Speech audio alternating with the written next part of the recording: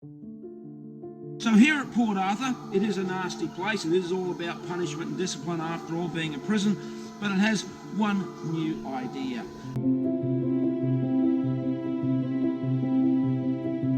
Good news, ladies, this isn't your prison. This is a male-only prison. It's for not all men, though. It's for what were known as secondary offenders.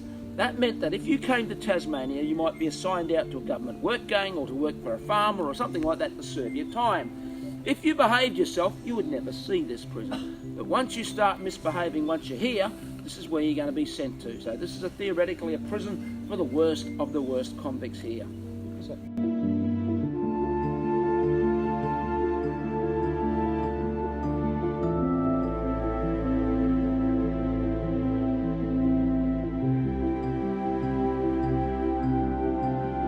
Started here, they came here in 1830. A little ship sailed into the harbour with 46 men on board, 30 convicts, 15 soldiers and a commandant.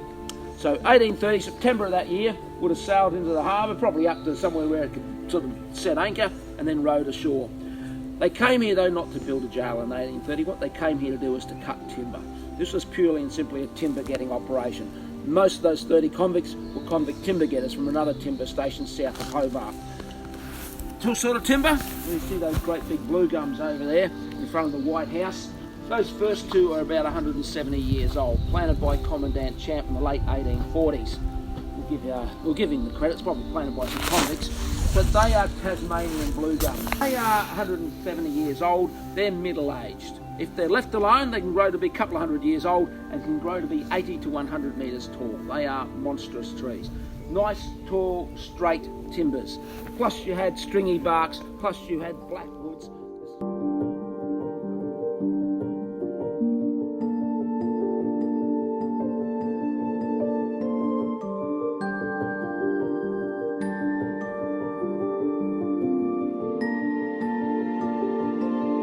In 3 years, 1833, at the end of that year, the population was now 600. This was no longer just a timber getting operation, it was a major jail for male convicts. They shut down two others they had. If any of you are going out the west coast, there's one out there in the Macquarie Harbour called Sarah Island. And there's one up in the east coast, a beautiful island called Maria Island. They shut them down in 1832 and 1833 and moved everyone here.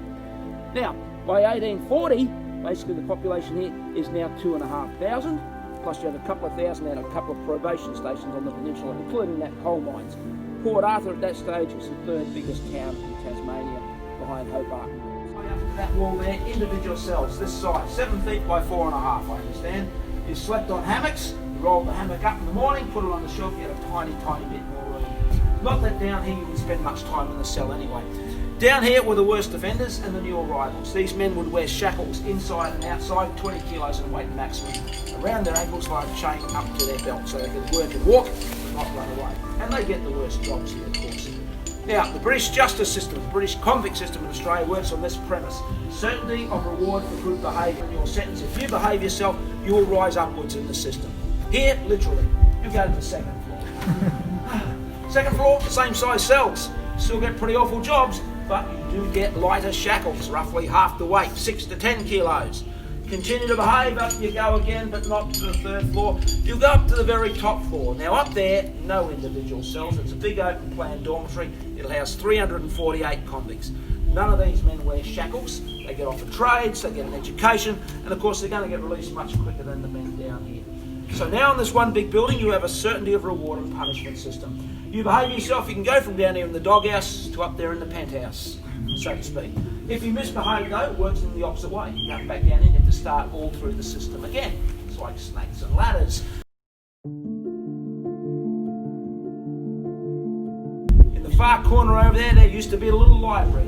At one stage at its height, it had 13,273 books. I don't count them myself, but that's what I'm told. They were Bibles, psalm books, English spellers, that sort of stuff, enough to give them a basic education. And around the corner at one stage also a little Roman Catholic chapel. So, it sounds great. The only problem with this building is it doesn't get opened as a jail until 1857, and that's 27 years after they came here. And as I mentioned before, it's 4 years after a major event happens here in Tasmania that changes that convict system forever. That major event, well, I've already told you, ended convict transportation in 1853.